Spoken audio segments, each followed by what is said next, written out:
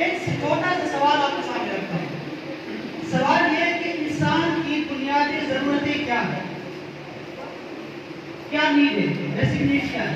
चले पहले मैं आपको बताता हूँ। साफ हवा, सेहत बख्श खाना और सेहत। इसके अलावा क्या हो सकती है? क्या हो सकती है? बंगला, गाड़ी। और कोई?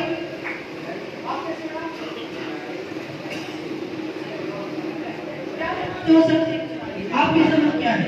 खाना पीना, हवा के अलावा जिंदगी गुजारनी है साथ, अच्छे तालीम हासिल करके कोई अच्छी नौकरी। तालीम चाहिए आपको। और कोई? जी बेटा, चाहिए रोजगार। बेहतरीन रोजगार। ओके। और कोई बेटा आप में से जिसे किसी और चीज की जरूरत हो? नहीं नहीं, बताएं। कुछ नहीं चाहिए आपको, कुछ तो चाहिए होगा। अच्छा, बेहतरीन रोजगार किस लिए बना? क्या होगा बेहतरीन रोजगार से? क्या होगा, क्या मिलेगा आपको?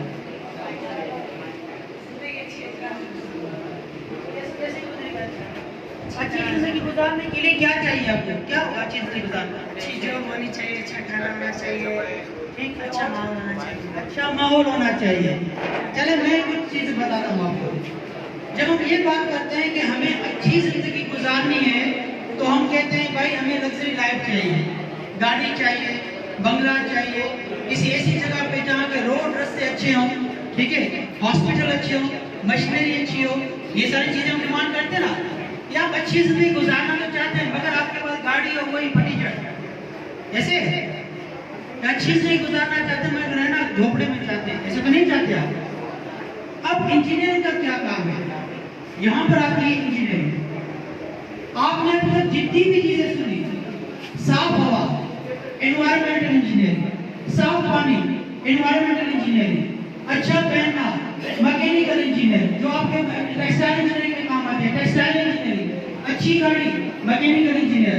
जब आप कहते हैं मुझे अच्छा घर चाहिए, अच्छा रोड रास्ता चाहिए, अच्छी हॉस्पिटल चाहिए, सिविल इंजीनियरिंग। अगर आप ये जानना चाहते हैं कि जमीन के अंदर क्या है, माइनिंग इंजीनियरिंग। अगर आप ये जानना चाहते हैं कि आसमानों में क्या हो रहा है, तो एस्ट्रोनॉट, ठीक है, एरोनॉटिक इंजीनियरिंग, स्पेस इंजीनियरिंग। आपकी इंजीनियरिंग आपकी हर फील्ड में मौजूद है। जो भी फील्ड आप देखें, जहाँ पर देखें, जो आपने सर ग्लासेस पहने हुए ये भी किसी मशीन में बने हैं, इसका फ्रेम भी किसी मशीन में बना है। जो कपड़े आपने पहने हैं वो भी किसी फैक्ट्री में बने हैं, किसी टेक्सटाइल इंजीनियर ने बनाए हैं, किसी मैकेनिकल इंजीनियर उस मशीन को डिजाइन किया है, ठीक है। जो जूते आपने पहने हैं वो भी किसी जगह से बनकर आए हैं। तो ये हमारी इंजीनियरिंग फील्ड है। यानी इंजीनियरिंग फील्ड का स्कोप बहुत ज्यादा है, उसकी फील्ड भी बहुत ज्यादा है। हर फील्ड में अगर मैं नाम गिनवाता जाऊं तो उसकी भी एक बड़ी लिस्ट है। Civil engineering, mechanical engineering, electrical engineering तो आपने सुनी है, electronic engineering, software engineering, aeronautic engineering, ठीक है। इसके अलावा आता है एनवायरमेंटल इंजीनियरिंग और इलेक्ट्रॉनिक और इलेक्ट्रिकल इंजीनियरिंग, दो अलग अलग फील्ड्स हैं, ठीक है। Petroleum engineering, mining engineering, waste water engineering, ये सारे इंजीनियरिंग के फील्ड्स हैं। अब इन फील्ड्स में से कोई फील्ड ऐसी बता दें जिसका आप समझते हैं कि स्कोप आने वाले वक्त में खत्म हो जाएगा। कोई एक ऐसी फील्ड कि इंजीनियरिंग की फलानी फील्ड जो है वो आने वाले वक्त में खत्म हो जाएगी, उसका कोई स्कोप नहीं होगा। कौन सी इंजीनियरिंग हो सकती है? कौन सी इंजीनियरिंग हो सकती है जिसका आने वाले वक्त में स्कोप खत्म हो जाएगा?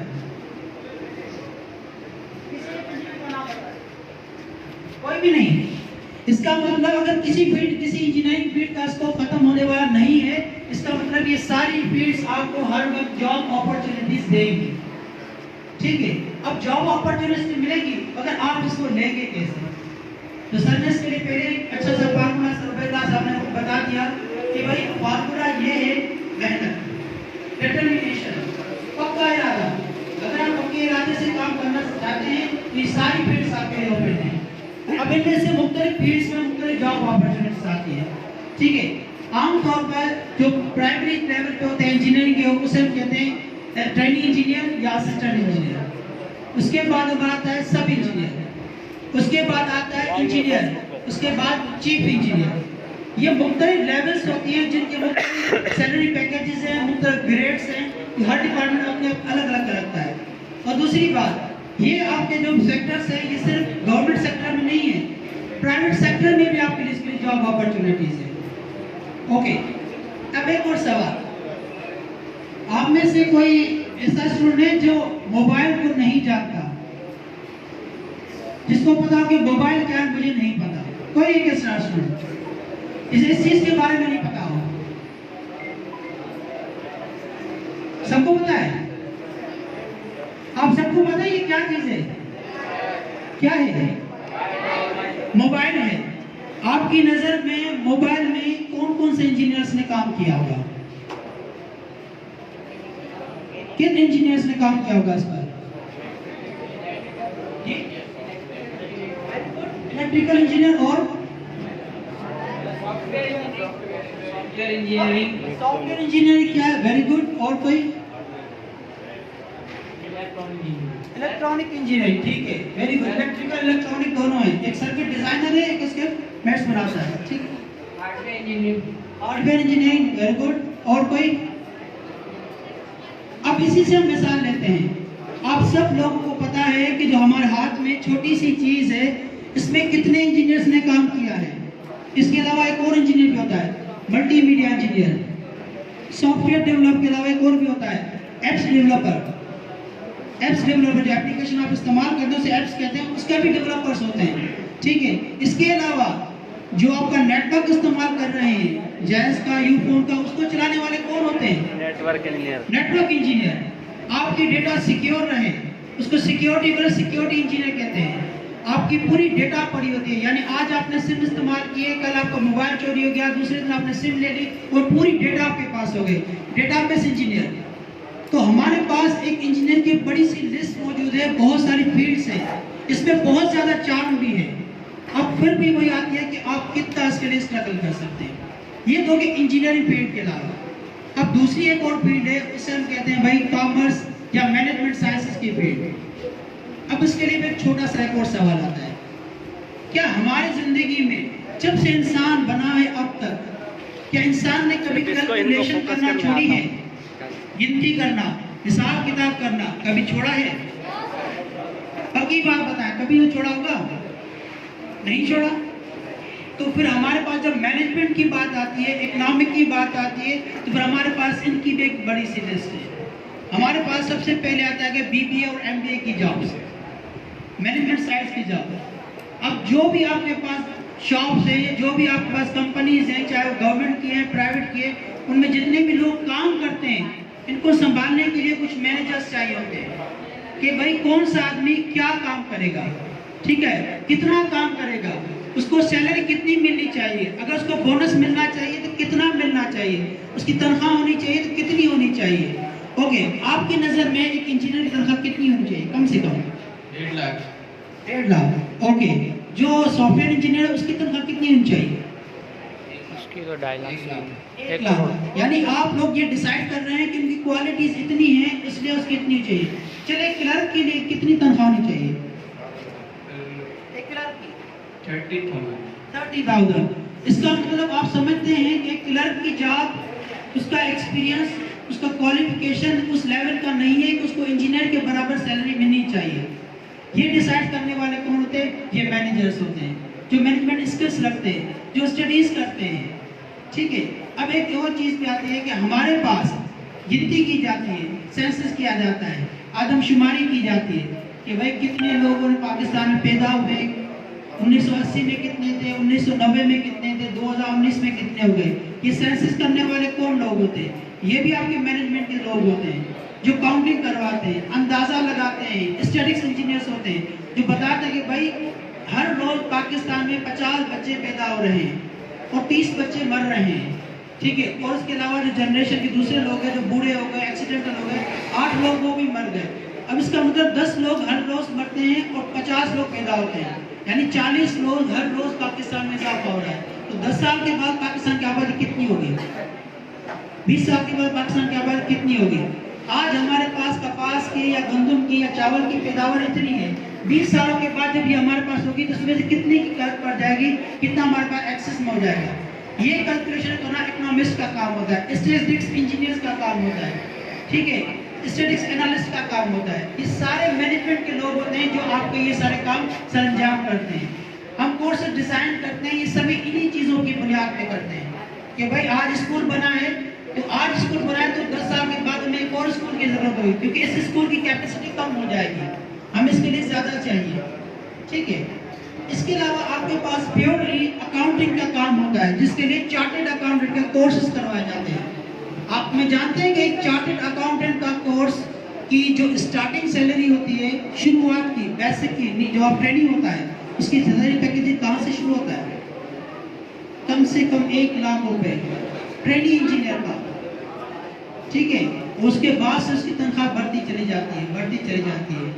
और दुनिया में इस वक्त सबसे ज्यादा सैलरी उठाने वाला बंदा जो है, जो पूरी दुनिया में सबसे ज्यादा सैलरी लेता है, वो आपका सॉफ्टवेयर इंजीनियर है। चलिए आपको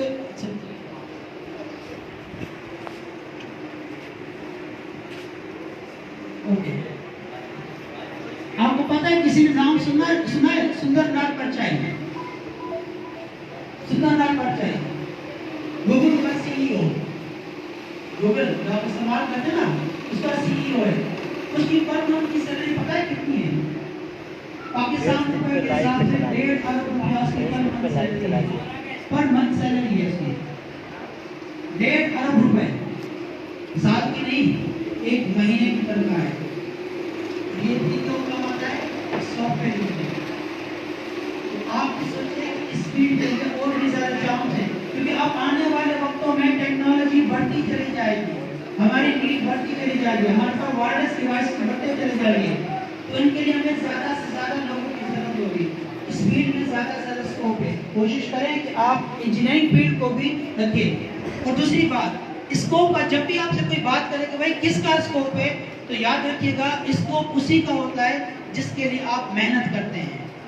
जो मेहनत नहीं करेगा उसका कोई स्कोप नहीं है, चाहे वो A1 ग्रेड क्यों ना लेकर आए, कहीं पर भी लेकर आए, उसका कोई स्कोप नहीं है। बहुत सारे इंजीनियर्स ऐसे हैं जो बेरोजगार बैठे हैं, बहुत सारे डॉक्टर्स ऐसे बैठे जिनको कोई उनके पास ज़्यादा भी नहीं चेक करवाने के लिए। क्यों? कि उन्होंने पढ़ तो लिया मगर वो मेहनत, वो जज्बा नहीं पैदा कर सके। तो जिसके पास जज्बा है उसका स्कोप है, ठीक है बेटा। ओके, तो अब मैं जो है अपने एक और दोस्त सरकारी हुसैन कोरई साहब को दावत दूंगा कि वो आपको फर्दर स्टेटस करके बताएंगे।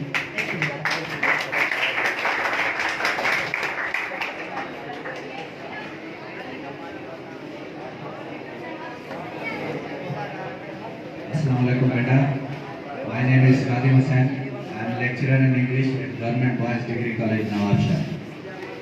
सर उबैदुल्लाह ने जो है आप लोगों को मेडिकल से रिलेटेड फील्ड्स बताई कि after matriculation and after intermediate आप कौन सी मेडिकल की फील्ड्स में जा सकते हैं। दैन सर वसीम अहमद सुमरो ने आपको इंजीनियरिंग की फील्ड्स बताएं कि इंजीनियरिंग की कौन कौन सी फील्ड्स हैं जो आप एज ए प्रोफेशन चूज कर सकते हैं। इस सब के लिए जो है firstly you have to do your matriculation with good score, क्योंकि अच्छे मार्क्स के साथ आपने जो है मेहनत करके मैट्रिक का एग्ज़ाम पास करना है। उसके बाद फर्स्ट जो स्टेप आता है कैरियर काउंसलिंग का या आपका पाथ चूज करने का, that starts from the first year and intermediate.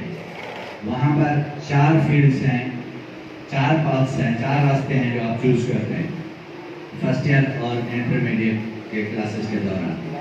उसमें pre engineering, pre medical, computer science and arts. मेरा जो टॉपिक है दैट इज जनरल फील्ड्स, कि जनरल फील्ड्स कौन कौन सी हैं जिसमें आप जो है जा सकते हैं except medical and pre engineering. उसमें फर्स्ट ऑफ ऑल एजुकेशन है, एजुकेशन की बहुत वसी फील्ड है। देन लॉ है, कानून की फील्ड है। Then history, there are various types of history, mostly the political events of the world are known as history. Then Pakistan की हिस्ट्री है, इस्लाम की हिस्ट्री है, वर्ल्ड हिस्ट्री है, यूरोपियन हिस्ट्री है, बहुत सी ब्रांचेज है इसकी। Then comes languages. Languages we all know language is a medium through which we speak or convey our message. ठीक है, जिसके जरिए हम अपना मैसेज कन्वे करते हैं। और लैंग्वेजेस की फील्ड का मतलब है लोगों को लैंग्वेजेस सिखाना, ठीक है। दुनिया में बहुत सी लैंग्वेजेस जो है इस्तेमाल की जाती हैं, in written and spoken form both है। तो ये भी बहुत वसी फील्ड है, बहुत सी लैंग्वेजेस हैं। Here in Pakistan most commonly जो है और नेशनल लैंग्वेज जो है that is Urdu and official language that is English. तो इस हिसाब से उर्दू, इंग्लिश और सिंधी ये जो है मेन लैंग्वेजेस हैं in which we officially communicate. Then comes applied science and then commission and short and long commissions. ये डिफरेंट टाइप्स ऑफ कमीशन होते हैं, इनकी डिटेल में आपको बता दूँ। अच्छा, ये एजुकेशन फील्ड है कि अगर आप एजुकेशन फील्ड में जाते हैं by profession, by your choice, most probably क्या होता है, लोग कहते हैं कि मैं जो है एजुकेशन में बाय चॉइस नहीं आया, ठीक है, टीचिंग को मैंने एज ए कैरियर चूज नहीं किया। फॉर एग्जांपल बहुत ये अलमिया है हमारे माशरे में कि इंजीनियर्स भी जो है एजुकेशन की फील्ड में काम कर रहे हैं, डॉक्टर्स भी एजुकेशन की फील्ड में काम कर रहे हैं, जस्ट ज़रिया रोज़गार उनको तलाश होता है। लेकिन इसके लिए जो डेवलप्ड कंट्रीज हैं वहाँ पर प्रोफेशनली ट्रेन टीचर्स होते हैं जो बाय चॉइस चूज करते हैं एजुकेशन को। और it is said that education is a noble field, teaching is a noble profession.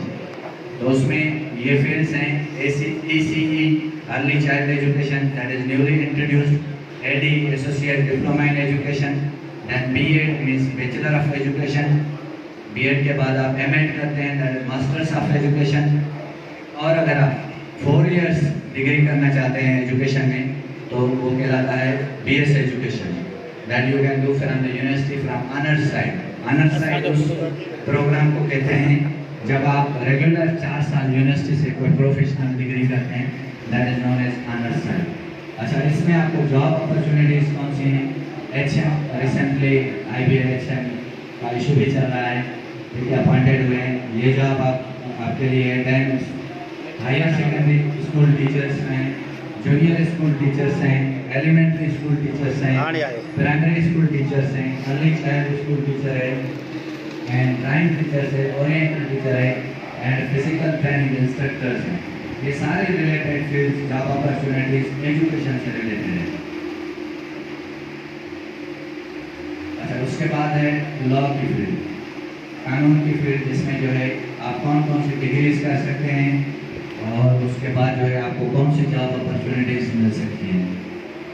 कानून में जो है फर्स्ट ऑफ ऑल जो ग्रेजुएशन की डिग्री है that is known as LLB, that is taken from the Latin word that is legum baccalaureus, bachelor of laws, ठीक है। और उस अगर आप उसमें मास्टर्स करते हैं दैन दैट इज LLM। और बार एट लॉ जो है ये आप फॉरेन से UK, यूनाइटेड किंगडम या इंग्लैंड से आप करते हैं, that is done after LLB। आप पाकिस्तान से LLB करेंगे, उसके बाद जो है वहाँ से ये 2 इयर्स का जो है प्रोग्राम होता है that you have to from England, और उसके बाद आप बैरिस्टर कहलाते हैं। ऐसे barrister is a type of advocate. अच्छा, अगर आप लॉ की फील्ड में जाते हैं तो आपको कौन सी जॉब्स मिल सकती हैं? Law is also very extensive field. First है attorney general and then district attorney general जो कि क्रिमिनल साइड पे होते हैं in the courts, and then civil जजेस एंड देन मैजिस्ट्रेट्स। सिविल जजेस सिविल मैटर्स डील करते हैं एंड मैजिस्ट्रेट्स जो होते हैं वो क्रिमिनल मैटर्स डील करते हैं। Both are 18 grade post. And then police inspector law that is newly introduced post, ये रिसेंटली इसका कमीशन भी हुआ था, ये ग्रेजुएशन लेवल पे होती है, 16 ग्रेड की पोस्ट है और जो है डायरेक्ट पुलिस इंस्पेक्टर अपॉइंट किए जाते हैं आफ्टर LLB। इसके लिए LLB मस्ट है। As limits and rest of requirements आते हैं जब जो है एडवर्टाइजमेंट आती है उसमें वो बयान करते हैं। सिमिलर पोस्ट है पुलिस इंस्पेक्टर इन्वेस्टिगेशन, ये भी लॉ से रिलेटेड फील्ड है, इन्वेस्टिगेशन का इंस्पेक्टर होता है। उसके बाद public prosecutor that is posted at the courts that deals with legal matters, and then barrister and advocate, ये दोनों से नेम्स ऑफ सेम थिंग है। एडवोकेट पाकिस्तान में LLB करता है और अपनी प्रैक्टिस करता है जो कि एडवोकेट कहलाता है। अगर बाहर लॉ करता है लंदन से तो फिर that is known as barrister. Then deputy draftsman जो है ये कोर्ट में होते हैं, ये लोअर ग्रेड की पोस्ट है। दैन सर्किल ऑफिसर ये जो है एंटी करप्शन की पोस्ट है, जो कि डिस्ट्रिक्ट लेवल की पोस्ट होती है। सेकेंड ग्रेड का इंस्पेक्टर जो है सर्किल ऑफिसर लगता है, that deals with anti corruption and he has the authority to check the corruption in provincial level departments जो हैं उनको जो है एंटी करप्शन डील करता है। और फेडरल लेवल के जो डिपार्टमेंट्स हैं जहाँ पे करप्शन की अगर ज़्यादा अमाउंट ऑफ मनी है तो फिर उसके लिए नेब उसको डील करती है, नेशनल अकाउंटेबिलिटी ब्यूरो। तो ये सारी फील्ड्स जो है लीगल फील्ड्स हैं या लॉ से रिलेटेड फील्ड्स हैं। सिर्फ इंजीनियरिंग और मेडिकल में हम लोग ये समझते हैं कि जो है उन फील्ड्स में जाएंगे तो अच्छी जॉब मिलेगी, जो है हमारा प्रोफेशन अच्छा होगा। लेकिन मैं समझता हूँ ये फील्ड्स भी बहुत अच्छी फील्ड्स हैं, और जो है अगर आपकी इंजीनियरिंग और मेडिकल में सिलेक्शन नहीं होती है, आप लोग प्रोफेशन चूज नहीं करते, तो these are one of the best fields that you can join.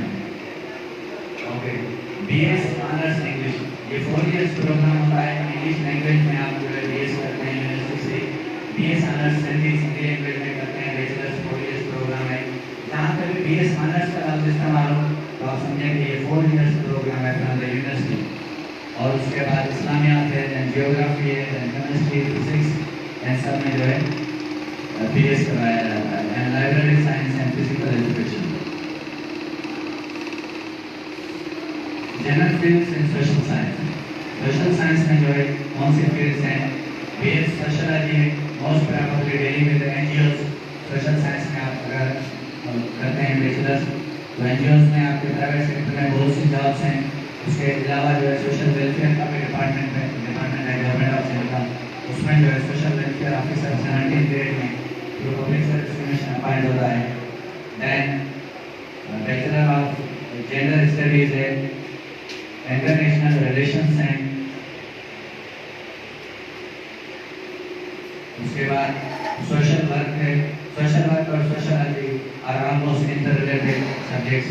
Then public administration है, जिसको हम एमपीए, जब आप उसमें मास्टर्स करते हैं तो उसको एमपीए कहा जाता है, मास्टर ऑफ पब्लिक एडमिनिस्ट्रेशन। वो यूनिवर्सिटी से जो है आप मास्टर्स डिग्री करते हैं 4 इयर्स। दैन पॉलिटिकल साइंस में बैचलर कर सकते हैं, इन्वायरमेंटल साइंस में कर सकते हैं, मीडिया साइंस में, मास कम्युनिकेशन में आप बैचलर कर सकते हैं, फाइन आर्ट्स में कर सकते हैं, क्रिमिनोलॉजी में कर सकते हैं। क्रिमिनोलॉजी भी जो है लॉ से रिलेटेड फील्ड है। और मास कम्युनिकेशन एंड जर्नलिज्म में कर सकते हैं। And bachelor of textile design, जो आपके कपड़े वगैरह बनते हैं या फीमेल के कपड़े वगैरह बनते हैं उनकी डिज़ाइनिंग होती है, ठीक है, तो वो जो है टेक्सटाइल डिज़ाइनिंग में आता है। ये सारे बैचलर्स डिग्रीज हैं एक्सेप्ट जो है इंजीनियरिंग और मेडिकल के। तो आप लोगों को पता होना चाहिए कि इतनी ज़्यादा वसी फील्ड्स हैं जहाँ हम जा सकते हैं। लेकिन जिस भी फील्ड में जाएँ आप एक्स्ट्रा ऑर्डिनरी रिजल्ट हैं, ठीक है। जस्ट ग्रेजुएशन करना है, जो है किसी फील्ड को चूज करना, ये कोई कमाल नहीं है। आप जिस फील्ड में जाएँ उसमें एक्स्ट्रा ऑर्डिनरी रिजल्ट देंगे तो जॉब आपके पीछे है। You will not have to follow और search the jobs, that only you need to work for it. Than bachelor of जो है जनरल हिस्ट्री है, मुस्लिम हिस्ट्री है, इस्लामिक कल्चर है एंड पाकिस्तान स्टडीज है। Muslim history and Islamic culture are both related with Islam. General history जो है हम कोई भी हमारी जो कंट्री की या पॉलिटिकल हिस्ट्री है उसमें आ जाती है। And Pakistan studies particularly study about Pakistan before and after independence, that is Pakistan studies में आप बैचलर्स कर सकते हैं। ये सेलेक्ट करें। अच्छा, ये वो फील्ड्स हैं जैसे पाकिस्तान स्टडी है, ये सब्जेक्ट स्टार्ट होता है फ्रॉम द हाई स्कूल और इवन फ्रॉम प्राइमरी स्कूल, तो इसके लिए बहुत सी जॉब्स हैं। लेकिन यहाँ पर प्रोफेशनल जैसे लेक्चरर्स चूज किए जाते हैं, ऐसे लोअर लेवल के टीचर्स चूज नहीं किए जाते। लोअर लेवल से मेरा मतलब है प्राइमरी या सेकेंडरी या हाई स्कूल टीचर्स जो हैं उनके लिए पर्टिकुलरली सब्जेक्ट में मास्टर्स जिसकी हो अगर फील्ड का टीचर लिया जाए तो he will be expert of this subject. मिसाल के तौर पे अगर आप किसी भी सब्जेक्ट में आपने मास्टर्स किया हुआ है, लेकिन अगर हाई स्कूल में या उससे लोअर सेकेंडरी स्कूल में पढ़ा रहे हैं तो आपको कहेंगे पाकिस्तान स्टडी आप पढ़ाएं या साइंस पढ़ाएं, मैथमेटिक्स पढ़ाएं, तो प्रोफेशनली ट्रेंड टीचर्स नहीं होते। तो ये एक सजेशन है कि इसको पढ़ाना। Okay sir, next slide.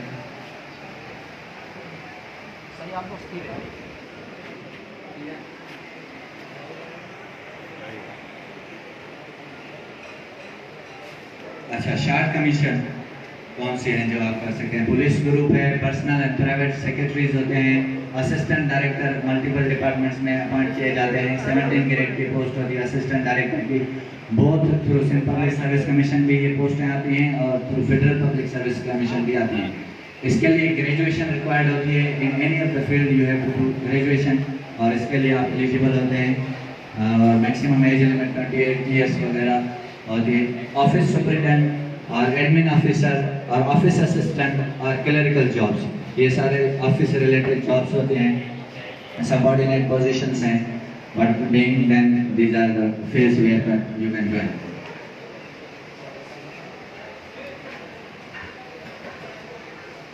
Okay, ISS. अच्छा, बेसिक जो इंटरमीडिएट के बाद फर्स्ट एग्जाम हम देते हैं दैट इज आईएसएसपी। अगर you are applying for any job तो बेहतरीन अपॉर्चुनिटी आईएसएसपी है। And ISSP stands for inter services selection board. ये जो है हमारे जो आर्मेड फोर्सेस हैं उनमें ये जॉब्स होती हैं ऑफिसर रैंक के लिए।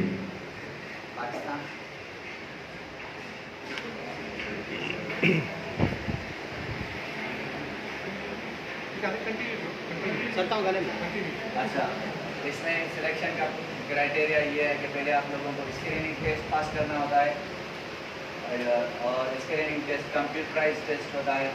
उसके ऊपर जो है दो उसके सेक्शंस होते हैं, एक वर्बल और एक नॉन वर्बल इंटेलिजेंस टेस्ट उसमें आता है। उसके बाद मेडिकल एग्जाम होता है, physically you have to be fit for this. थोड़ा ओके सर, बस इन्हें करोगे कंप्लीट कर सकते। अच्छा, इसके बाद साइकोलॉजिकल टेस्ट होता है, देन रिटन टेस्ट होता है। आईएसएसपी में मेरे ख्याल से रिटन टेस्ट सब्जेक्टिव टेस्ट नहीं होता, ठीक है, सिर्फ एक साइकोलॉजिकल टेस्ट है जिसमें कुछ क्वेश्चन ऐसे होते हैं जो आपको लिखना पड़ते हैं, अदरवाइज सारे टेस्ट एमसीक्यू टेस्ट होते हैं। उसके बाद outdoor test that is physical test, जिसके लिए आप आर्मी में पढ़ने जाते हैं और कराची में जो है मलिक कैंट में ये टेस्ट होता है। उसके बाद फाइनल इंटरव्यू कंडक्ट किया जाता है। अच्छा, कौन कौन से कोर्सेज हैं? PMA long course. PMA long course जो है आर्मी का कोर्स होता है, आर्मी में आप सेकंड लेफ्टिनेंट अपॉइंट होते हैं, that is PMA long course. General duty pilot, ये एयरपोर्ट का एयरफोर्स का जो है ऑफिसर होता है एंड वेरी बेसिक जो पोस्ट है ऑफिसर रैंक में वो जनरल ड्यूटी पायलट होता है, that is known as GD pilot. और उसके बाद एडमिन एंड स्पेशल ड्यूटीज होती हैं, air defence and logistic cell में जो है जॉब्स होती हैं आर्मी में। Then accounts and legal officer. Legal officer जो है ये अगेन एलएलबी बेस्ड होता है। आपके अगर आपने एलएलबी की हुई है, बैचलर की हुई है लॉ में, then you may join in. ये कैप्टन लेवल की पोस्ट होती है, कैप्टन रैंक की, और लीगल ऑफिसर अपॉइंटमेंट होते हैं। दैन एरोनॉटिकल इंजीनियर, ये सेम इंटरमीडिएट की पोस्ट है। इंटरमीडिएट के बाद अगर आपने इंजीनियरिंग में इंटरमीडिएट किया हुआ है तो आप एरोनॉटिकल इंजीनियरिंग के लिए अप्लाई कर सकते हैं। दैन वेपन इंजीनियरिंग, ये it's a branch of the same thing. Then special branch education में, एजुकेशन की जो ब्रांच है इसमें आपको मिनिमम 16 ईयर्स एजुकेशन रिक्वायर्ड होती है, या मास्टर्स आप करते हैं तो अगेन कैप्टन रैंक की जो है आपको जॉब ऑफर की जाती है। Then one of this duties education department में जो है आप टीचिंग करते हैं लेकिन रैंक आपका जो है कैप्टन का होता है, ठीक है। इसमें एमए इंग्लिश है और जो प्रीवियस हम फील्ड्स डिस्कस करके आए उनमें जो है जॉब्स आती है। स्पेशल ब्रांच है दैट इज इंफॉर्मेशन टेक्नोलॉजी, इसमें बैचलर ऑफ कंप्यूटर साइंस होना लाजमी है और ये भी ग्रेजुएशन लेवल की होती है। Then special branch of operations. That was all from my side, thank you very much.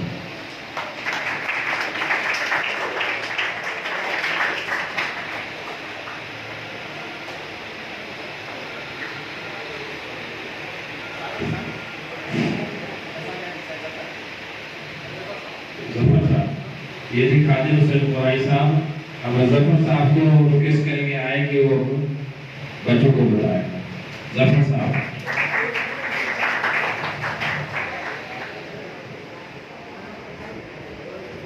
जी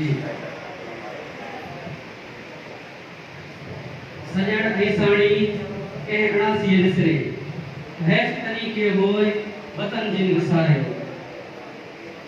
महसूस करो तो उर्दू में एक दोस्त ॻाल्हाइनि पिया त थोड़ी इंट्रेस्ट डाइवर्ट थी थिए।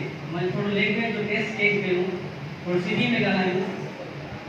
I am Zafarullah I have done post graduation from Guardian University, Nawabshah Environmental Engineering. माजी बताने बताएं तो कॉम्पिटिटिव एग्जामिनेशन के बारे में मुकाबले जो इम्तिहान चटाभेटी जो इम्तिहान जेको पाकिस्तान जो वॾे में वॾो इम्तिहान आहे जेको सिंध सूबे जो वॾे में वॾो इम्तिहान आहे उन जे बारे में तव्हांखे ॿुधाईंदुसि त उन इम्तिहान खे कीअं पास कजे उन जे लाइ तयारी कीअं कजे उन जे लाइ कहिड़नि कहिड़नि प्रोसेस में गुज़रणो थो पवे उन सॼी जी डिटेल मां तव्हांखे शॉर्ट में करे ॿुधायो वञा। हाणे सूबे जे लेवल ते जेको एग्ज़ाम थिए थो सिंध जे लेवल ते उहो आहे PMS प्रोफेशनल मैनेजमेंट सर्विसेज ऐं पाकिस्तान जे लेवल ते जेको एग्ज़ाम थिए थो वो है सेंट्रल सुपीरियर सर्विसेज। तो ये दो एग्जाम हैं जो बहुत ज़्यादा इम्पोर्टेंट है और पाकिस्तान में सबसे ज़्यादा मुश्किल एग्जाम है और सबसे ज़्यादा आसान भी है अगर हम प्रॉपर वे से प्रॉपर तरीके से इनको लेके चलें। तो इनके लिए सबसे पहले एक स्क्रीनिंग टेस्ट कंडक्ट होती है जो federal public service commission screening test देती है। उसमें आपको 100 सवाल देते हैं। उन 100 सवाल में से पाकिस्तान अफेयर भी होता है, उसमें इंग्लिश भी होता है, उसमें जनरल नॉलेज। वो टेस्ट जब आप स्क्रीनिंग क्वालिफाई करते हैं तो फिर आपको रिटन एग्जामिनेशन में अलाउ किया जाता है। अब ये स्क्रीनिंग टेस्ट में पिछली दफा जो सिंध पब्लिक सर्विस कमीशन का 2018 का एग्जाम हुआ उसमें 50,000 से ज़्यादा लड़के थे। 50,000 लड़कों में से जो स्क्रीनिंग टेस्ट जिन्होंने पास किया वो सिर्फ कोई 5,000 के करीब थे। बाकी जो 45,000 कैंडिडेट थे वो स्क्रीनिंग में फेल हो गए क्योंकि ये स्क्रीनिंग टेस्ट इतना टफ होता है और इसके लिए प्रिपरेशन जो है इसके लिए तैयारी जो है वो मैट्रिक लेवल से और मिडिल लेवल से और कॉलेज लेवल से तैयारी करनी पड़ती है। स्क्रीनिंग टेस्ट क्वालिफाई करने के बाद आपसे रिटन एग्जाम किया जाता है। रिटन एग्जाम के डिफरेंट सब्जेक्ट होते हैं जो आपको पास करने पड़ते हैं। उसके अलावा रिटन एग्जामिनेशन के पास होने के बाद आपसे एक साइकोलॉजिकल टेस्ट लेते हैं जहां आपको उठाया जाता है और आपसे इंटरव्यू लिया जाता है। वहां पे साइकोलॉजिस्ट आते हैं, वो ऑब्जर्व करते हैं, जब आप बात करते हैं वो आपको देखते हैं कि आप किस तरीके से बात करते हैं, आपकी जहन कैसी है, क्या आप वाकई कॉम्पिटिटिव एग्जाम के लिए काबिल हैं या नहीं है। उसके बाद ये फाइनल इंटरव्यू के बाद एक लिस्ट बनती है जिसमें आपकी सिलेक्शन होती है। अब प्रोफेशनल मैनेजमेंट सर्विस जो सिंध में है, जो पंजाब में है, जो KTK में है, जो बलूचिस्तान में है, उसमें ये कंपल्सरी सब्जेक्ट है जो हर एक स्टूडेंट को पास करने होंगे। जो पहला सब्जेक्ट है वो इंग्लिश ऐसे का है, वो है मजमून, इंग्लिश का मजमून। वो एक 100 नंबर का मजमून होता है, उसमें आपको डिफरेंट टॉपिक्स बताए जाते हैं। फिर आप किसी भी एक पे आप ये ऐसे अटेम्प्ट करते हैं। जब ये ऐसे आप क्वालिफाई कर जाते हैं तो आपके ज़्यादा चांसेस होते हैं क्योंकि सबसे ज़्यादा मुश्किल जो सब्जेक्ट है वो इंग्लिश ऐसे है। दूसरे नंबर पर जो है सब्जेक्ट वो इंग्लिश प्रेसिज एंड कंपोजिशन है। इसमें आपकी ग्रामर चेक होती है और इसमें आपसे ट्रांसलेशन होती है, उर्दू से इंग्लिश में ट्रांसलेट होती है। आपको एक पैराग्राफ दिया जाता है और एक जनरल पेपर है सिंधी का और उर्दू लिटरेचर का। सिंधी लिटरेचर में सिंधी अदब और उर्दू अदब वो एक एग्जाम है जो आपको वहाँ पे बैठना पड़ता है और इस पेपर को आपको क्वालिफाई करना पड़ता है। इसमें आपकी पोइट्री होती है, इसमें जनरल शायर वगैरह होते हैं जिसमें वो आपको ट्रांसलेट करने पड़ते हैं, उसके बारे में बताना पड़ता है। और तीसरे नंबर जो सब्जेक्ट है वो है जनरल साइंस एंड एबिलिटीज। ये इसमें आपकी साइंस देखी जाती है, इंग्लिश जो एनालिटिकल रीजनिंग है, जो मैथमेटिक्स है और जो मेडिकल के हिसाब से जो थोड़े टर्मिनोलॉजी वो देखे जाते हैं। 5वें नंबर पे करंट अफेयर्स और पाकिस्तान अफेयर, पाकिस्तान स्टडी के हवाले से इसमें क्वेश्चन होते हैं और इस्लामिक स्टडी। ये सारे सब्जेक्ट कंपल्सरी होते हैं, ये आपको एनी हाउ पास करने होंगे। सर नेक्स्ट स्लाइड में। और इसके बाद ऑप्शनल सब्जेक्ट हैं। ऑप्शनल सब्जेक्ट आपको 6 सब्जेक्ट ऑप्शनल उठाने पड़ते हैं। टोटल 12 सब्जेक्ट आपको पास करने होंगे। अगर आपको ऑफिसर बनना है, अगर आपको SP बनना है, अगर आपको असिस्टेंट कमिश्नर बनना है तो इसके लिए ये 6 सब्जेक्ट मुख्तलिफ ग्रुप्स में हैं। उसमें आप सिंधी को उठा सकते हैं, ज्योग्राफी को उठा सकते हैं, एनवायरमेंटल साइंस को उठा सकते हैं। डिफरेंट सब्जेक्ट हैं जैसे इसमें बिजनेस रिलेटेड सब्जेक्ट्स हैं और साइंस रिलेटेड सब्जेक्ट हैं, हिस्ट्री रिलेटेड सब्जेक्ट हैं।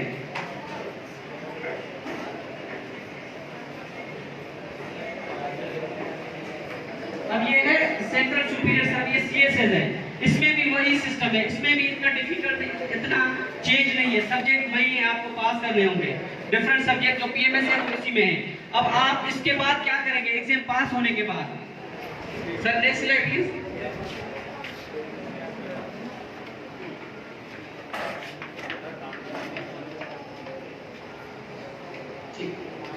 અને ही जो एग्जाम है ये तमाम बेहतरीन एग्जाम है।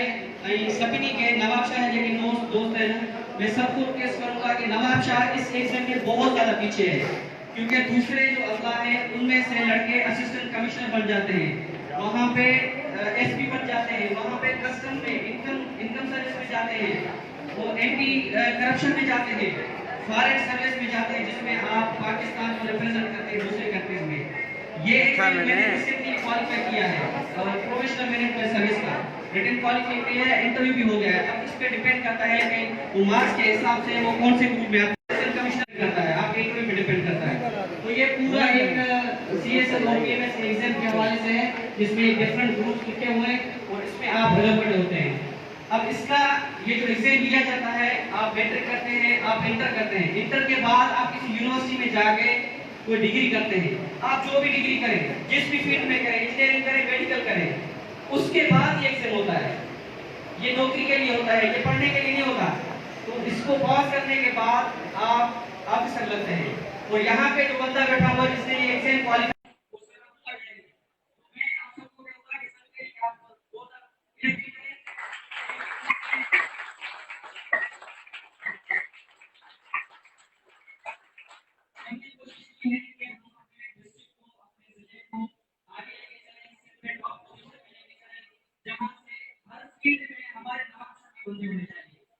चाहे वो फॉरेन सर्विस में हो, चाहे मुझसे भाई ऑफिसर लगे, वो भी वहाँ पे नवाब शाह से लोग होने चाहिए। तो शहीद बेनजीराबाद को डेवलप करने के लिए उनसे कांटेक्ट करें और उनसे मदद मांगे। पुलिस सर्विस में हो तो वहाँ से भी मदद मांगे, अगर एडमिनिस्ट्रेशन में हो तो वहाँ से भी। तो ये पूरा कॉम्पिटेटिव एग्जामिनेशन के लिए है। लास्ट एक शाह लतीफ का रिपोर्ट भी पेश करके मैं जगह होगा। वो ये है कि शाह लतीफ ने जब ससुई को पुन्नन छोड़ के चली गई, जब पुन्नन छोड़ के चला गया तो ससुई बैठी हुई थी, तो ससुई को शाह लतीफ कहता है तुम कर न दोरी सिकड़ जो सतुम करी, घर बैठे गोरी मथा फिरी जिदड़ो। मतलब बाहर नहीं निकलती, उसको ढूंढने की कोशिश नहीं करती। आप घर बैठी हुई है और पुनु करके बैठी नहीं करते, ऐसे तो पुनु नहीं मिलेगा आपको। तो इस एग्जाम के लिए भी आपको बहुत ज्यादा मेहनत करनी पड़ेगी, इसके लिए आपको बहुत ज्यादा मेहनत करनी पड़ेगी।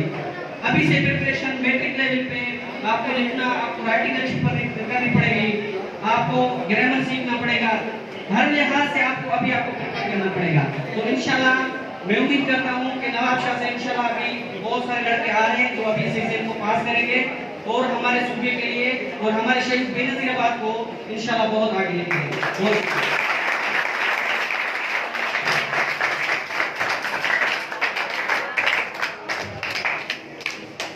ये थे जफर साहब जो बहुत अच्छा सुना आपको कंपटीशन एग्जाम के बारे में। शाह लतीफ कहते पोखड़ी अथई ते पोखड़ी अथई पोक अत रीत इवंत चढ़ी लड़े तो सारो लोग सिकंदे एक संगल आए। बेटा आपको मेहनत करनी है, आगे जाना है। अब मैं रिक्वेस्ट करूंगा मैडम शहनाज लाखों के वो आए, वो अपने बच्चों को बताए करियर काउंसलिंग के बारे में। मैडम शहनाज लाखों प्रिंसिपल को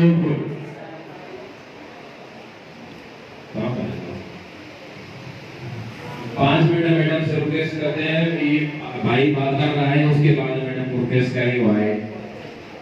सही है जो एग्जाम्पल जो थैंक यू सर। बेटा मैं सीएसएस और बीसीएस के हवाले से ही थोड़ी बात करना चाह रहा था। मैं चाह रहा था कि आप तक वो बात अच्छे तरीके से पहुंचे। सर ने बड़े अच्छे तरीके से आपको एक्सप्लेन किया है, लेकिन मैं चाह रहा हूँ कि थोड़ा और भी इसको मजीद एक्सप्लेन किया जाए। बेटा आपने जितनी भी फील्ड सुनी, चाहे वो मेडिकल की हो, इंजीनियरिंग की हो, जनरल फील्ड्स हो, लॉ से एसोसिएटेड हो या आईटी से हो, वो सारी फील्ड्स उन सब का स्कोप है। लेकिन वो सब फील्ड्स आप सबसे पहले तो उस टेक्नोलॉजी को, उस सब्जेक्ट को, उस सारी जेवी डिपार्टमेंट के अंदर जो भी चीज़ें हैं उन सबको पढ़ने के बाद जॉब के लिए अप्लाई करना पड़ता है और बाद में आपको वो जॉब ऑफर होती है। अगर आप एग्जाम क्वालिफाई कर गए तो फिर आप उस पोस्ट पे जाके काम करते हैं। और इन सब फील्ड से ऊपर जो कंपटीशन वाले काम जो होते हैं वो किस तरीके से होते हैं कि जो कॉम्पिटेंट बच्चे जो चाहते हैं कि हम अपने मुल्क, अपने लोगों, अपने दोस्तों और अपनी फैमिली के लिए कुछ कर जाएं, ऐसा पावर मिले जहां पर हम कम से कम सोसाइटी को कुछ दे सकें, तो वो वाली जो जॉब्स हैं वो खास तौर पर होती है कॉम्पिटिटिव एग्जाम्स। और इनमें 3 तरह की जॉब्स आती है। नंबर 1 पे ISSB, सारी की सारी ISSB की जितनी भी जॉब्स होंगी वो मिलिट्री से जो एसोसिएटेड होंगी। आप उस एग्जाम को क्वालिफाई करने के बाद मिलिट्री में जॉब करेंगे एज अ सेकंड लेफ्टिनेंट, आगे चल के मेजर, फिर कर्नल, आगे चल के आप उनके जो है DG वगैरह बन सकते हैं। तो वहाँ पर पॉलिसी मेकिंग होती है और पूरे पाकिस्तान का दिफा करना, अपने वतन अजीज के लिए किस तरीके से लड़ा जाता है, कैसे उसको डिफेंस दिया जाता है, किस तरीके से उसको पूरी दुनिया के सामने जो है हम खड़ा कर सकते हैं, उस तरीके के काम आप वहाँ जाकर कर सकते हैं। लेकिन अगर आप चाह रहे हैं कि आप पब्लिक के अंदर रह के सर्विस करें, अपने लोगों के बीच में रहें, उसके लिए क्या करना होगा कि 2 तरह के एग्जाम्स होते हैं, एक प्रोविंशियल लेवल पे, एक फेडरल लेवल पे। प्रोविंशियल लेवल पे ये होगा कि अगर आपने वो एग्जाम क्वालिफाई कर लिया तो आप अपने ही प्रोविंस के अंदर, अपने सूबे के अंदर मुलाजिम होंगे और काम करेंगे। और उसी तरीके की जॉब आपको ऑफर होगी फेडरल गवर्नमेंट में, जहां आपका ट्रांसफर पंजाब भी हो सकता है, बलूचिस्तान में भी हो सकता है, KPK में भी हो सकता है, ठीक है। तो पूरे पाकिस्तान के अंदर आपको वो जॉब ऑफर होती है। इन दोनों जॉब्स के लिए एक बड़ा लंबा चौड़ा मैकेनिज्म बनाया गया है, जिसकी प्रिपरेशन 1 दिन में, 1 महीने में कभी भी नहीं हो सकती। इस एग्जाम के लिए आपको अभी से अपने आप को प्रिपेयर करना पड़ेगा, स्पेशली मैट्रिक और इंटर से। मैं क्यों कह रहा हूँ, क्योंकि इसके जो सब्जेक्ट्स हैं वो रिलेटेड आपके मैट्रिक और इंटर से हैं। दोनों एग्जाम्स आपको सर ने बताएं, मैं उन्हीं पे ही बात कर रहा हूँ, PMS और CSS। PMS को प्रीवियसली कहा जाता था कंबाइंड कॉम्पिटिटिव एग्जाम या PCS, provincial civil service. Provincial civil service, combined competitive exam या प्रोविंशियल मैनेजमेंट सर्विस, ये एक ही एग्जाम के अलग अलग नाम हैं। अलग अलग टाइम में इनको अलग अलग नाम दिए गए, लेकिन एग्जाम वही है। इस एग्जाम में करना क्या है आपको कि आपको मिनिमम 14 इयर्स एजुकेशन की रिक्वायरमेंट है। 14 इयर्स, आप BA कर लें, आप BSc कर लें, आप मास्टर्स कर लें, आप डॉक्टर बनना है, आप इंजीनियर बन जाए, जो भी फील्ड आपने पढ़ी है 14 इयर्स या जो है आपने 16 इयर्स पढ़ा, उस पढ़ने के बाद आपके लिए सबसे पहली क्राइटेरिया होगी कि आपकी एज 21 इयर्स होनी चाहिए मिनिमम। कम से कम आप 21 साल के हो, ज्यादा से ज्यादा आप हो 30 इयर्स के, 30 साल के। इस एज के बीच में आप ये एग्जाम के लिए अप्लाई कर सकते हैं, ये इसकी बेसिक क्राइटेरिया है। इसी के साथ साथ दूसरी चीज ये देखनी होगी कि इसी एग्जाम में आप सिर्फ 3 मरतबा अप्लाई कर सकते हैं, इससे ज्यादा नहीं। फर्स्ट अटेम्प्ट, सेकंड और थर्ड। अगर 3 अटेम्प्ट में खुदा न खास्ता कोई बच्चा इसको पास ना कर पाए तो फिर उसको आगे ऑफर नहीं किया जाएगा, चाहे उसकी एज लिमिट भी हो, लेकिन वो अप्लाई नहीं कर पाएगा। और ये गाइडेंस आपको इस स्टेज पे मिल रही है जिसमें आप मैट्रिक में हैं, इंटर में हैं, आप अभी से इस एग्जाम के लिए थोड़ी थोड़ी प्रिपरेशन करना शुरू कर दें। सबसे पहले देखते हैं, आप कंपलसरी सब्जेक्ट्स में से इंग्लिश रोज पढ़ते हैं। क्लास 1 से आपने शुरू किया, इंटर तक, यूनिवर्सिटी तक आपको इंग्लिश पढ़ना है और वही इंग्लिश का पेपर कंपलसरी है इसी एग्जाम में। अब आप सिर्फ एक चीज करें कि पेपर को पास करने के लिए इंग्लिश ना पढ़ें, इस एग्जाम के लिए अपने आप को प्रिपेयर करने के लिए इंग्लिश पढ़ना शुरू कर दें। थोड़ा सा फर्क आ जाएगा, आपका जो माइंड सेट है उसको थोड़ा ब्रॉड करें, उसका थोड़ा वसी कर लें कि आपको सिर्फ एग्जाम पास करने के लिए नहीं पढ़ना। हम क्या करते हैं, मैट्रिक में अदा करके पासिंग मार्क्स मिल जाएंगे, इंग्लिश का पेपर क्या जान छूटे, ये नहीं करना। आपको क्या करना है कि अभी से प्रिपेयर करें कि आप जो भी पढ़ेंगे एक मरतबा पढ़ेंगे और हमेशा के लिए पढ़ेंगे, एक ही मरतबा उसको अच्छे तरीके से पढ़ लें। आपको जो ग्रामर पढ़ाया जा रहा है, आपको जो स्ट्रेटजीज पढ़ाई जा रही हैं, जितनी लैंग्वेज के अंदर जो भी आपने वो चीजें पढ़ी, जो आपने लिखने की प्रैक्टिस की है, एसेस लिखते हैं, पैराग्राफ्स लिखते हैं, ग्रामर में एरर डिटेक्शन आप लेते हैं, ये सारी चीजें आपको एक मरतबा अच्छे तरीके से सीखनी है, मैट्रिक में भी, इंटर में भी, यूनिवर्सिटी में भी। और इन्हीं से 2 पेपर आपके कंडक्ट होंगे इन्हीं कॉम्पिटिटिव एग्जाम्स के अंदर।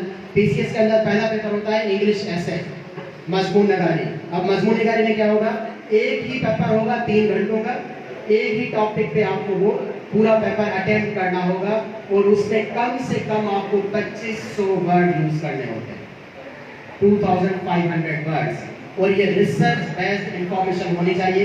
आपने 12 साल से 14 साल या 16 साल तक जो भी पढ़ा है, उस सब में जो भी आपने सीखा, उस इंफॉर्मेशन को अच्छे तरीके से आगे वाले बंदे एग्जामिनर जो पेपर चेक करेगा उसको कन्विंस करना है कि आपको इस टॉपिक पे सब कुछ पता है, और उसको रिसर्च स्टाइल में लिखना है। उसी के साथ साथ दूसरा पेपर होगा इंग्लिश प्रेसी एंड कंपोजिशन, ग्रामर का, जो आप ग्रामर पहले से पढ़ते हुए आए, क्लास 6 से तो सबने शुरू की है, वही ग्रामर आप जो अभी पढ़ रहे हैं। इसी वजह से मैंने कहा था कि पेपर पास करने के लिए नहीं, सीखने के लिए पढ़ें। तो अभी से आप अगर पढ़ते जाएंगे तो आगे आपके एफर्ट्स कम हो जाएंगे, एक ही रीजन में आपके 2 पेपर निकल जाएंगे। उसके बाद पाकिस्तान स्टडीज, पाकिस्तान स्टडीज पहले आप पढ़ते हैं सोशल स्टडी, फिर पढ़ते हैं पाकिस्तान स्टडीज। क्लास 9 में जैसे ही आप आते हैं तो मैट्रिक में आप पाकिस्तान स्टडी पढ़ते हैं, इंटर में पाकिस्तान स्टडी पढ़ते हैं, आगे चल के यूनिवर्सिटी में या बीए बीएससी में भी पाकिस्तान स्टडी कंपलसरी पढ़ाया जाएगा। मतलब ये भी वो सब्जेक्ट है जो आपने पहले से पढ़ा हुआ, कोई नई बात नहीं है। तो इस सब्जेक्ट को भी आप अभी से अच्छे तरीके से पढ़ना शुरू कर दें, ठीक है। तो ये पेपर भी आपका अभी से जो है तैयार होना शुरू हो जाएगा और कॉम्पिटिटिव एग्जाम में आपको ये हेल्प करेगा। आगे बढ़ते हैं करंट अफेयर्स, सॉरी पहले आते हैं इस्लामियात। इस्लामियात आपने पहली तीसरी क्लास से गवर्नमेंट वाले बच्चों ने पढ़ना शुरू किया, क्लास 3 से पढ़ रहे हैं अप टू यूनिवर्सिटी लेवल तक आपको वही इस्लामियात पढ़नी है। और उसी सिलेबस में से ही पेपर होगा, कोई नई चीज नहीं होगी। लेकिन फर्क ये होगा कि थोड़ा पर्सपेक्टिव ब्रॉड होगा, क्योंकि अब आप बच्चे नहीं होंगे, आप 16 इयर्स एजुकेशन कंप्लीट करते हैं, 16 बरस आपने एजुकेशन डिपार्टमेंट को दिए हैं पढ़ते हुए, तो पेपर थोड़ा टेक्निकल होगा, कुछ चीजें थोड़ी अच्छी लेवल की होंगी। तो आप इसको पढ़ना शुरू करेंगे तो बेस्ट बन जाएगा। वहां पर सिर्फ 2-4 टॉपिक जो है थोड़ी डीपली पढ़ने पड़ेंगे, तो से कंप्लीट हो जाएगा। इसी के साथ साथ फिर आता है करंट अफेयर्स, ये आपके लिए थोड़ा नया पेपर होगा। करंट अफेयर्स में क्या होगा कि आपको सिर्फ थोड़ी सी न्यूज़ देखनी पड़ेगी, अखबार पढ़ना पड़ेगा, उसको पढ़ें, थोड़ा बहुत उसमें इंटरेस्ट जो है अपना लगा दें। क्या होता है कि जैसे बंदा इंटरेस्ट लेना शुरू करता है तो बातें समझ में आना शुरू हो जाती है। हम क्या करते हैं, ड्रामों में इंटरेस्ट लेते हैं, फिल्मों में इंटरेस्ट लेते हैं, तो वो तो बड़ी अच्छी लगती है, आधा घंटा फिल्म देखते हैं, प्रेडिक्शन करना शुरू करते हैं, अब ये होने वाला है, कैसे पता लगता है, क्योंकि हमारी दिलचस्पी है उसमें।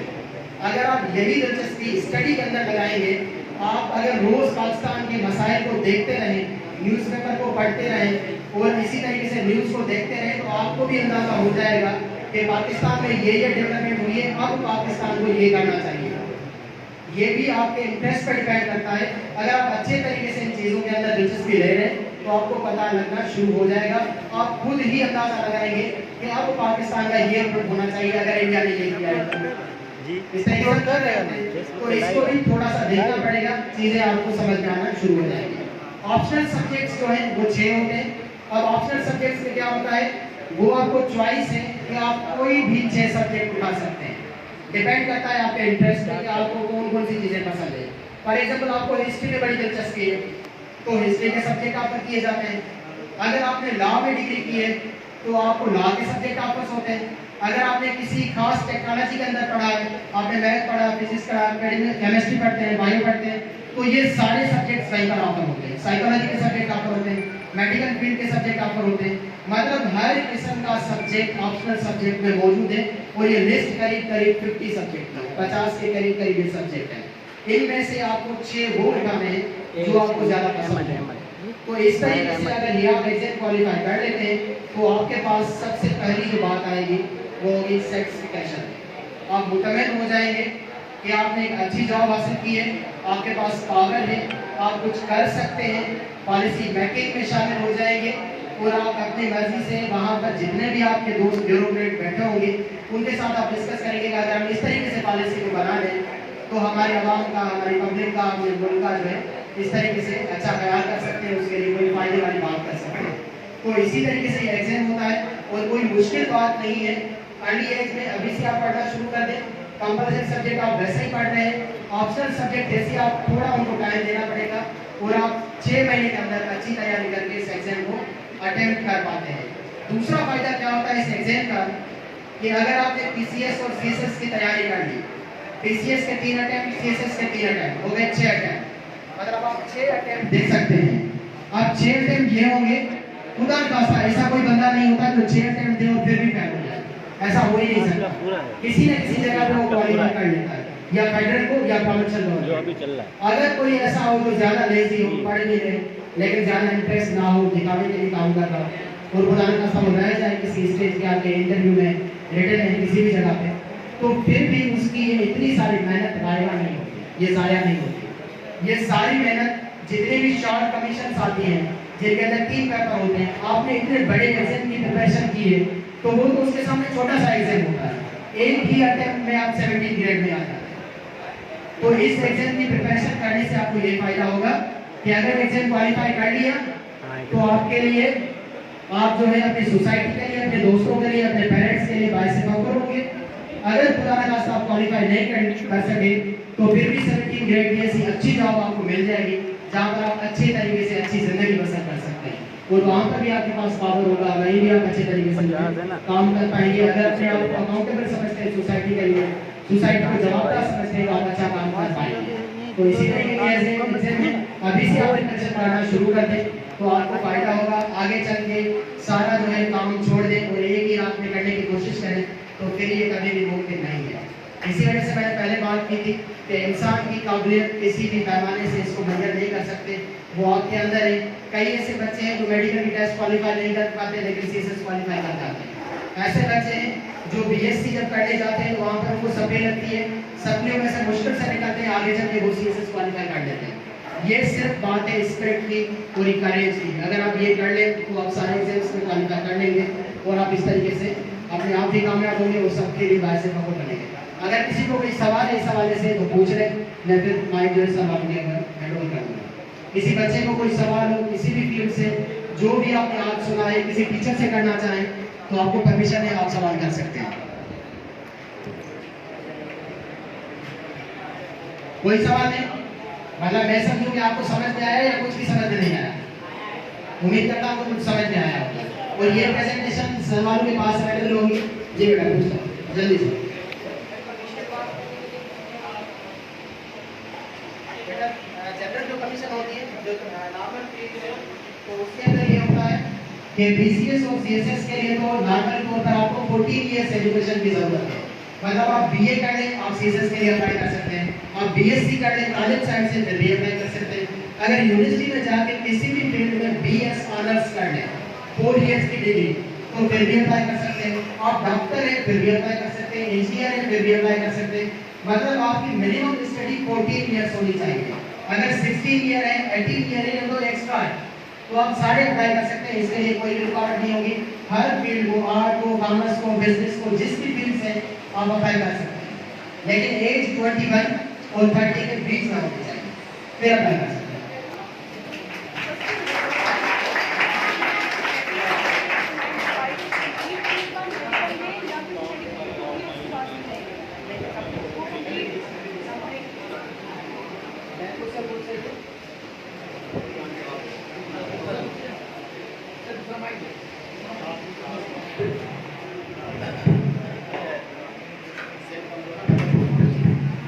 जी बेटा मैम क्वेश्चन पूछ रहे हैं कि मेडिकल जो है बीएस मेडिकल एक अलग अलग फील्ड है 4 इयर्स की, दूसरी है एमबीबीएस। एमबीबीएस को पास आउट करने के बाद भी आप डॉक्टर हैं फिर भी आप अप्लाई कर सकते हैं। और इसके साथ एक और भी चीज है कि अगर आपने आईएसएस भी क्लियर कर लिया है, आईएसएस के बाद आप सेकंड लेफ्टिनेंट बन गए आर्मी का एग्जाम देकर, उसके बाद क्या होता है कि आपको फिर भी सीएसएस ऑफर की जाती है, लेकिन फिर ये फायदा ये होगा कि आपसे रिटन पेपर नहीं लिए जाएंगे, आपको सिर्फ इंटरव्यू देना पड़ेगा।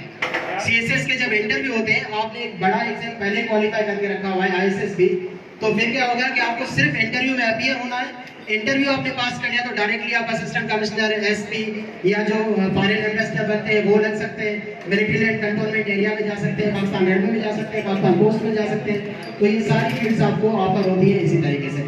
ठीक है बेटा, थैंक यू।